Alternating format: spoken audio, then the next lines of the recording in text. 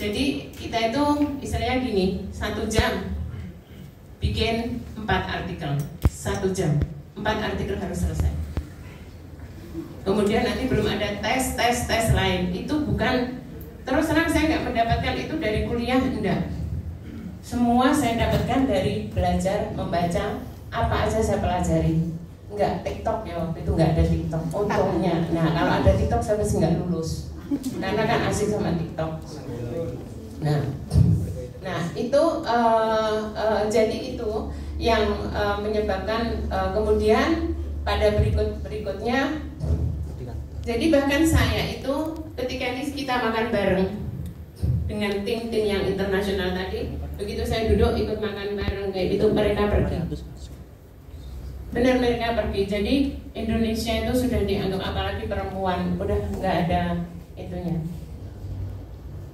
Sampai kemudian saya bisa membuktikan semuanya itu dalam 5 bulan, 6 bulan, sampai akhirnya mereka semua di saat-saat tertentu itu saya menjadi pimpinan, menjadi leader dari mereka. Misalnya ada di negara Kashmir, Pakistan, Himalaya, kayak negara Libya, kayak gitu ya, Syria, kayak gitu, menang nih, saya menang, kayak gitu. Jadi itu tadi untuk apapun nih, yang pertama dengan yang terkait kunci dari seorang jurnalis, jangan pernah ngeluh. Baru kesandung dikit aja ngeluh. Oh tadi panas banget, sumpah ini. Udah kamu wartawan kok nggak mau panas, wartawan kok nggak mau kehujanan, wartawan kok nggak itu tadi. Itu. Terus tadi benar yang disampaikan moderator, telinga, hidung, mata, semuanya kita itu harus jalan. Gitu. Kemudian dari menulis, itu kan semuanya awal menulis. Kemudian saya dituntut, dari menulis itu saya masih dituntut lagi untuk harus pinter moto, pinter video, dan itu bukan bulanan saya belajar, minggu, hitungan mingguan. Nggak sampai bulanan saya harus menguasai semua. Itu sudah modern semua. Canon itu sudah 5D Mark II dengan semua lensa, mulai micro, mulai semuanya itu. Belum lagi Sony. Jadi ini beban saya itu lari-lari ya, terus kamera yang itu bisa sampai 8 kilo, 10 kilo itu untuk lensa, untuk kamera sama lensa aja. Kayak gitu. Jadi kemudian dari situ saya masih nggak mau diem gitu. Nat Geo itu biasanya hobinya kayak gitu, hobinya nyari orang-orang yang kayak gini, yang tangguh kayak gini. Kemudian saya ditantang oleh Nat Geo di sela-sela pekerjaan saya. Kemudian saya mulai buat foto, video dengan segala artikelnya, dengan segala itu, kemudian diambil Nat Geo. Bukan itu aja. Jadi jurnalis, cakupan jurnalis itu sangat luas. Kamu mau jadi wartawan travel, ayo. Kamu mau jadi wartawan apa aja, itu ayo. Menulis itu luas cakupannya. Sampai kemudian Sony, Canon itu sudah jadi langganan saya. Saya pernah jadi ambasador Sony juga. Jadi kalau Sony peluncuran model baru, dulu saya mesti diundang ke negara manapun. Kayak gitu. Jadi enak nih kalau pergi tinggal bergening sama pesawat. Saya misalnya nggak punya duit, wah aku kok pengen lunga ning Turki ya. Udah tinggal ke Turkish Airlines. Kamu tak kasih artikel, kamu tak kasih foto, kamu tak kasih cerita. Iya, aku mbok kei gratis pesawat, hotel semuanya. Sudah deal-dealan di situ. Itu tadi jurnalis. Saya bilang. Itu tadi yang saya maksud luas wartawan. Dan lagi-lagi jangan menyerah, wahai perempuan. Beruntunglah kita menjadi perempuan, karena tadi walaupun tadi kesleo sedikit tentang susu, ya memang itu yang menarik kok, ya gitu. Ya itu yang menyebabkan, ya benar. Tadi kan walaupun kesleo kan kenyataannya benar, gitu. Karena hanya perempuan yang punya susu, gitu, yang menjadi tempat rekreasi menghiasi para puan-puan, ya, yang bisa membuat para tuan-tuan ini bergolak jiwa, pikirannya dan segala macam. Yang menghentikan para tuan-tuan untuk berhenti memikirkan susu itu apa? Kematian. Bener nggak? Nah, tepuk tangan dong.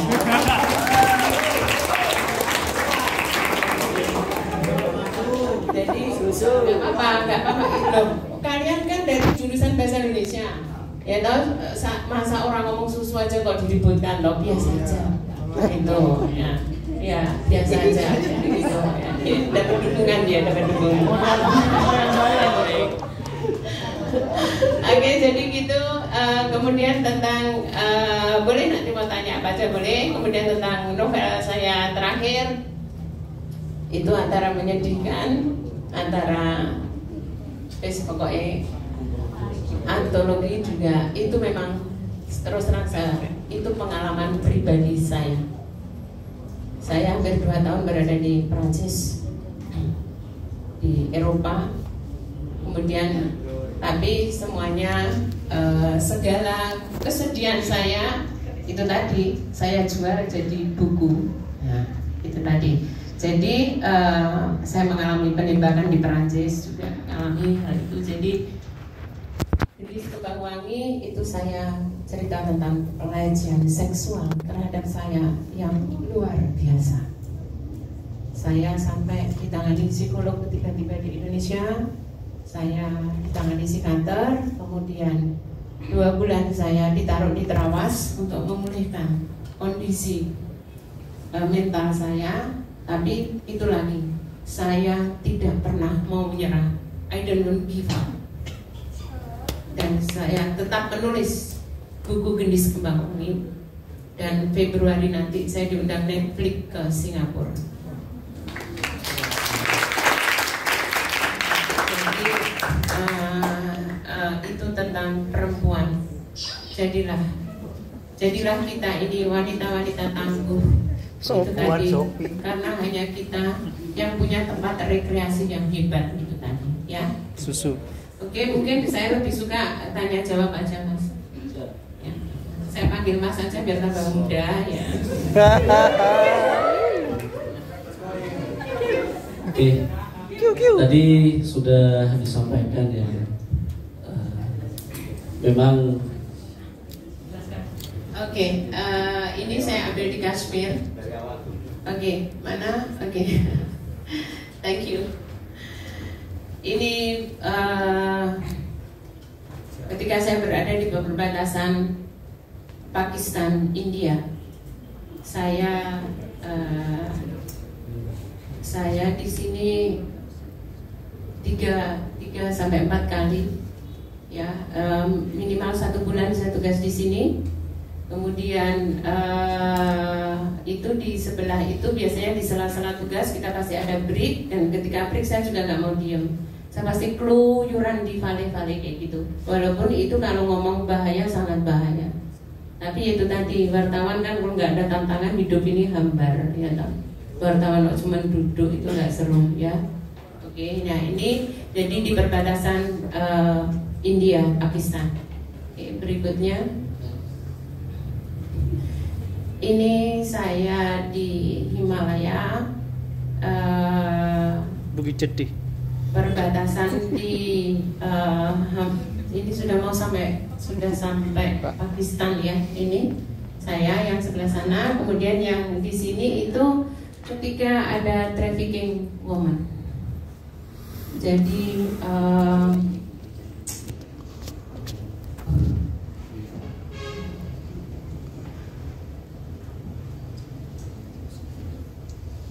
sorry ya, sebentar saya tanya. Jadi perdagangan wanita itu sangat ngeri. Mereka tahu nggak di kerangkeng kayak kandang kucing itu untuk wilayah-wilayah Middle East yang kalah perang, desa-desa yang kalah perang, perempuannya dibawa dan di kerangkeng itu satu kerangkeng itu bisa ada isi 12, bisa isi 8 orang, itu sudah dikasih harga semuanya. Sudah dikasih harga semuanya. Jadi mulai $10, $50, dan nanti dia akan yang paling mahal itu yang ada green eyes, yang punya mata hijau itu biasanya Jordan, itu punya mata hijau itu yang mahal, itu biasanya sampai $200 seperti itu. Dan kemudian kita ada penyelamatan besar-besaran saat itu, dan kemudian kita taruh semua perempuan-perempuan itu di tempatnya Mong, ini tempatnya Buddha di Himalaya. Kita taruh dulu di situ, dan waktu itu ada sekitar 620 perempuan. Ya, dan waktu itu ada cerita unik. Waktu itu ketika kita mau berangkat, ada seorang tentara India. Dia merasa kekasihnya ini ikut keculik, kekasihnya ini diserang, kemudian ikut kebawa di perdagangan ini.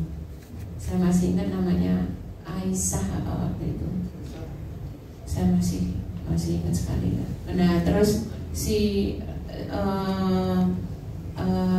Aman namanya, si warga negara India ini Aman, sampai meminta kepada saya, please tolong, saya pengen ikut, saya pengen menemukan kekasih saya.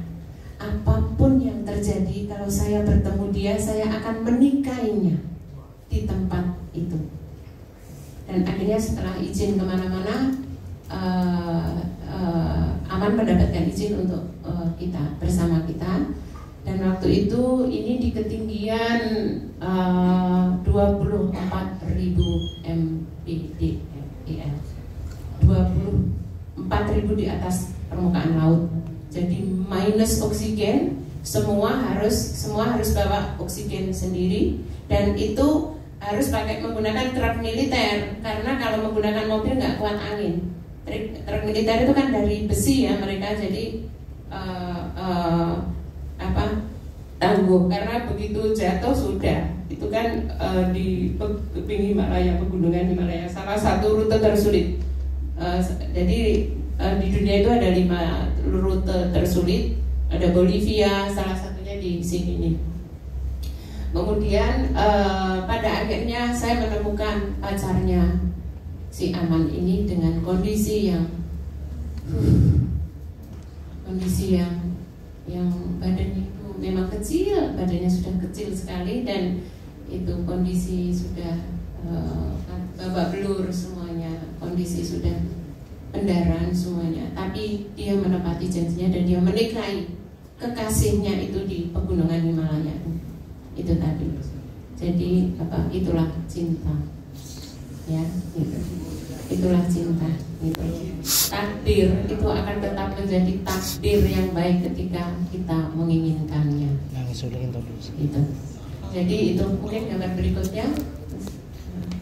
Ya, ini saya mau menuju ini saya masih di 18.000 ya, 18 ini saya masih di Kardungla. Ini masih kita terus naik sampai hampir 25.000 di atas permukaan laut, dan itu benar-benar oksigen sudah minus. Jadi itu kita bawa oksigen dan harus tahu ngatur jalan. Jadi jalannya harus diatur. Makanya untuk para wanita sekali lagi jangan, kalau emosi itu ditahan, tarik nafas. Ya, itu gunanya itu kalau kayak gini nih, benar berguna banget ketika kita, jadi kita harus pinter-pinter ngatur emosional dan ngatur nafas di sini. Dan ini sudah mau nyampe puncak Himalaya, yang sebelahnya itu sudah hampir di valley tempat itu tadi, traffic movement itu tadi. Berikutnya boleh. Nah, ini perempuan dari Lembah Kashmir. Saya memenangkan perlombaan foto di internasional ini, dan saya sudah pernah mengadakan pameran foto tentang India di Delhi. Saya juga sudah pernah. Itu. Jadi kalau foto ini memang menang saya untuk foto ini. Ini perempuan dari Lembah Kashmir. Ini saya ambil di ketinggian 22.000 di atas permukaan laut. Jadi gini, Kashmir itu kan lembah yang sangat indah. Kashmir itu lembah sangat indah. Kenapa jadi diperebutkan oleh Pakistan? Itu deretannya itu langsung nanti Kashmir, Leh, Ladakh, Himalaya itu yang jadi perebutan Pakistan. Pokoknya setiap Jumat itu semua pasar semuanya buka, itu hari Jumat itu pokoknya seru banget. Selesai sebelum sholat Jumat semua sudah sepi, tinggal mobil-mobil militer. Karena biasanya selesai sholat Jumat langsung dar itu biasanya seperti itu. Tapi keindahannya Kashmir luar biasa. Keindahan Kashmir itu luar biasa. Dan mereka kenapa menggunakan ini ditaruh di perutnya, anyaman itu ditaruh perutnya supaya untuk nahan udara dingin. Ini saya di sini tuh sudah -10. Saya sudah -10 di sini tuh, dan mereka bayangin nggak punya pemanas rumahnya dan nggak punya jaket tebal kayak gitu. Jadi untuk ngurangi kedinginannya itu pakai itu kan, kayak di perutnya kayak ada anyaman rotan. Nah sebenarnya kalau kita bisa menggunakan istilahnya sekarang koyo ledek kita kan ada koyo tebal. Jadi kalau udara dingin pakai koyo itu ngurangi banget.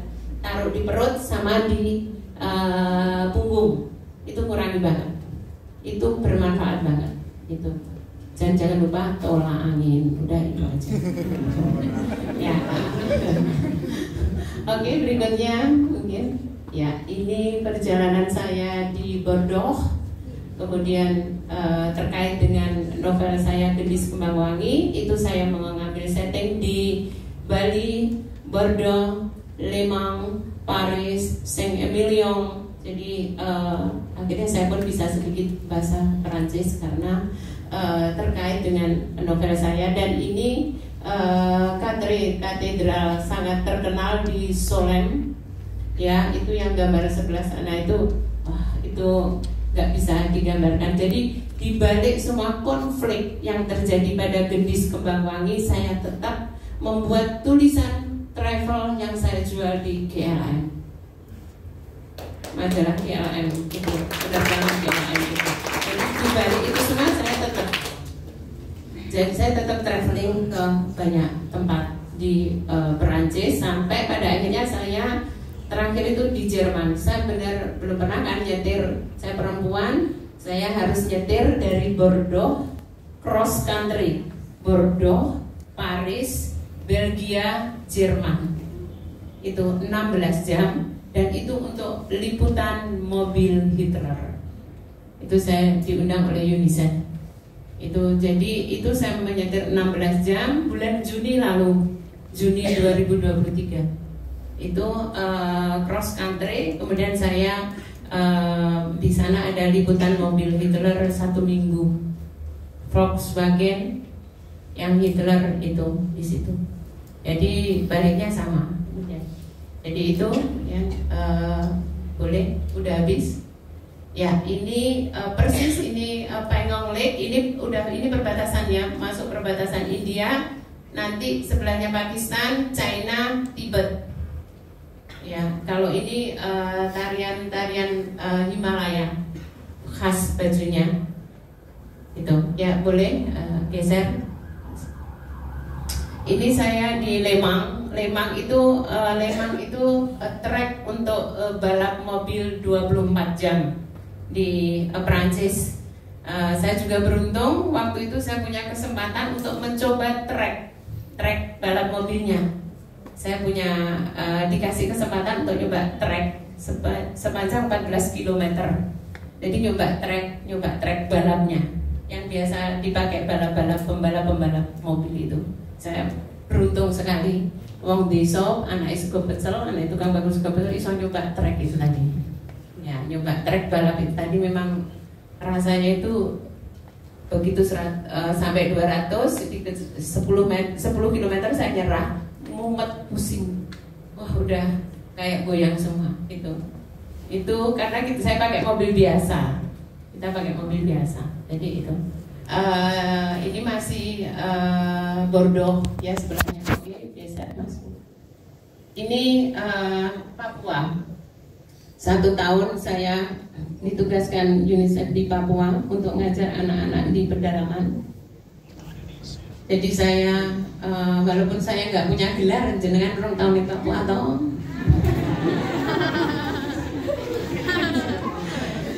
saya sudah 1 tahun. Kalau ngajar saya pakai helikopter.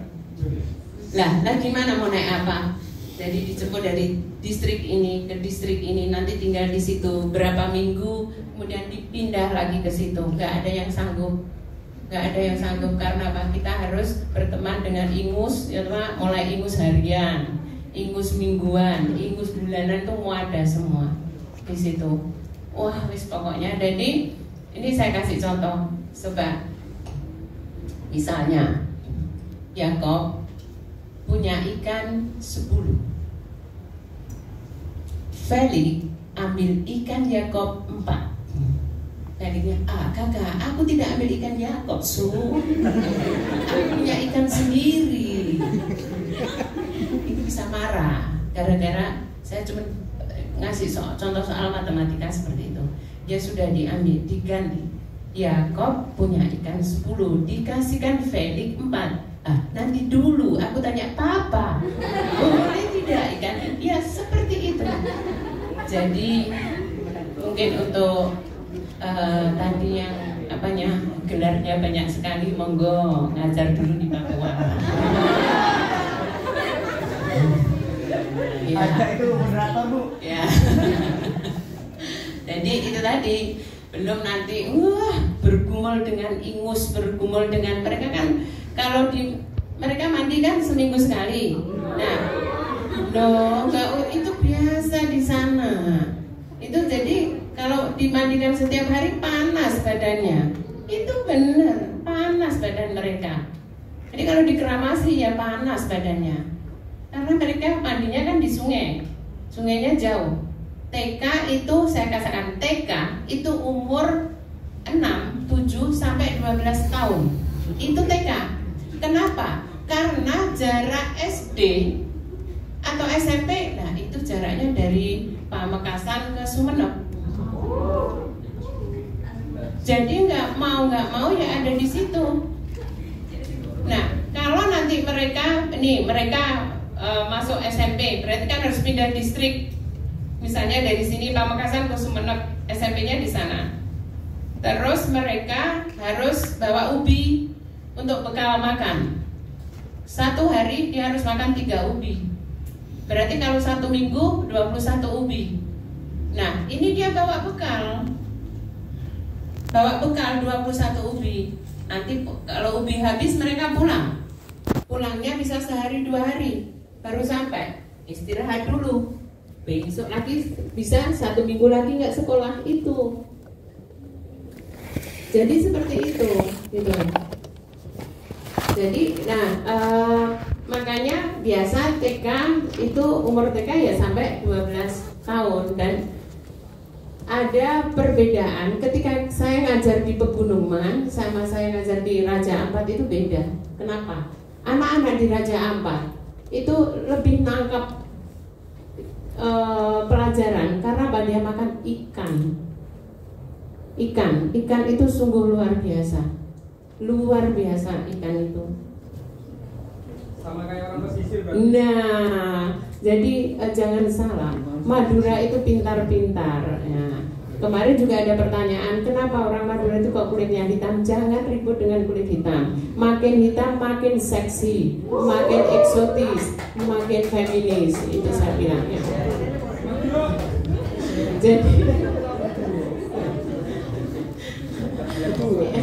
itu tadi. Jadi seperti itu. Tapi kalau anak pegunungan, kadang.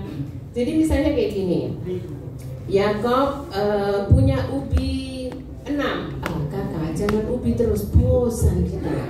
Tiap hari makan ubi, kita ganti roti lah. Gitu. Ya sudah, kau bayangkan itu roti. Ini lebih enak. Itu. Jadi Papua seperti itu. Belum lagi nanti. Itu benar-benar untuk siapapun yang bergelar di sini, kalau mengajar di Papua, hati kita letakkan dulu. Mereka nggak butuh teori tinggi-tinggi, enggak. Tapi bersama dulu sama mereka. Itu jadi ajarin mereka yang gampang dulu. Sikat gigi, ayo. Berapa lama? Mandi dikasih sabun, itu mandi saya kasih sabun semuanya sudah ada sponsor itu. Sabun saya potong-potong kan untuk dibagi untuk dipakai mandi. Nah itu semua nggak ada yang pakai mandi, dibawa ke tas, ada parfum gota kayak gitu. Jadi mereka itu memang apa, untuk yang pedalaman kayak itu memang kenyataannya seperti itu gitu. Bahkan saya pernah diduga, bukan diduga, saya pernah ngalami sendiri. Saya punya anak buah saya itu perempuan, kemudian suaminya itu kerja di Nduga dan tempatnya KKB. Itu suaminya itu kerja di toko bangunan di Nduga. Tapi dia modelnya itu kayak militer, rambutnya panjang, pakai jaket. Nah ini KKB ini kan udah, saya nggak tahu bagaimana. Pokoknya salah orang, dibunuhlah si suaminya anak buah saya itu, namanya Ani, itu dibunuh, dicincang, pokoknya dimutilasi. Itu dimutilasi jadi berapa itu, 12 atau berapa itu. Terus habis itu salah, habis itu dia baru nyocopin foto ini kakaknya. Kita salah, kita salah bunuh orang. Akhirnya ini loh, ini si KKB itu datang nyari istrinya di tempat saya. Itu yang namanya istrinya itu orang Sulawesi, itu udah kayak ibu saya tidak berani, ibu terus itu datang ke tempat saya ya pakai koteka, pakai kayak gitu. Terus saya temui juga pura-pura kuat ini, padahal ini sudah dredeg semua juga. Ada bapak-bapak kesini terus gini, ibu, saya itu nyari suaminya yang salah saya bunuh. Maksudnya gimana? Ada namanya Ani kah? Oh ada, itu staf saya. Dia tidak berani ketemu bapak, dia takut kau bunuh juga. Saya bilang, tidak, saya kesini mau kasih ganti rugi. Bagaimana? Saya sudah cincang-cincang, ternyata salah. Saya bawa uang saja untuk ganti rugi, seperti itu. Dan akhirnya si Ani ini ambil uang itu, saya maksa antar dia ke bank, saya suruh pulang ke Sulawesi. Balik ke Sulawesi, bawa ini untuk hidupmu. Ini saya antar kemana ibu jenazahnya? Jadi dia biasa aja, ini udah nginjak-njak, ini saya maaf, tapi bagaimana kan bukan salah kita, orang foto salah. Gitu. Ya itu jadi gitu. Jadi saya tidak punya gelar apa-apa, tapi itu tadi saya mengajar dari Sabang sampai Merauke. Saya sudah lalui dari anak-anak pedalaman, dari Wairebo semuanya, sampai saya Natakan The Little Dragon itu pernah dibeli Disney. Saya dibeli Disney, kemudian saya punya uang banyak dari Disney, separuhnya saya gunakan untuk bangun sekolah. Itu komodo itu. Silakan tanya jawab. Oh, gambar lainnya ini Papua ya, ini Turki, Kapadokia. Yaitu tadi saya bilang jurnalis itu bisa jadi jurnalis travel segala macam. Ini saya cuma bergening nih sama Turkish Airlines. Saya Turkish Airlines. Nih, udah kamu tak buatin artikel, foto selama 2 bulan di majalahmu, udah saya dibayarin Turki semuanya, hotel semuanya, keliling seluruh Turki 2 bulan. Ini di Turki ini, oke? Lanjut, habis. Ya, monggo tanya jawab aja.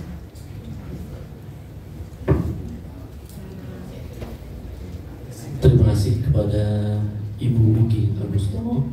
Jadi telah disampaikan banyak hal tadi dalam kuliah umum pada kesempatan kali ini. Pengalaman beliau luar biasa, tidak hanya sekedar rasa manis, tapi juga pahit, getir, dan banyak hal yang beliau sudah temukan, banyak hal yang beliau rasakan.